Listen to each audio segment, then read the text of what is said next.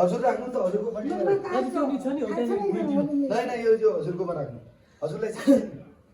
यहाँ कुम्भ यहाँ हवन कुण्ड कहाँनिर हो यो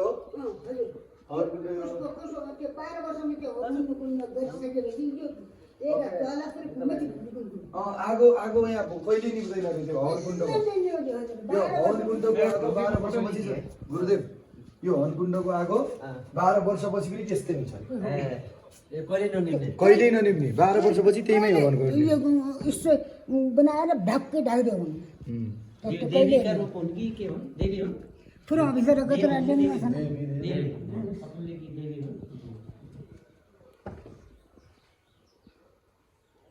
12 वर्षपछि जब त्यो सुरु गर्ने लेजनालाई माथि कोर्यो लेजनालाई सब गलिया भगवान पारमा आजी यहाँको विश्वास को बनायो 12 वर्षसम्म भनकुण्ड त्यो हरिद्वार अखण्ड ज्योति जस्तै सुन्नु त्यो हामी कफल्लीकी माताको दर्शन गरिरहेछौँ शरणमा छ प्रतिपाइलभन्दा करिब करिब 12-15 किलोमिटर र यो पनि शक्तिपीठ हो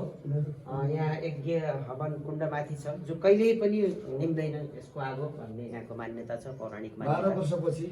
त्यसमै हो हरेक 12 वर्षमा यहाँ आगो जलाउनु नपर्ने यो खोल्ने गरिन्छ 12 जसरी कुम्भ मेला जस्तै 12 वर्षमा विशेष त्यसको आगो हुन्छ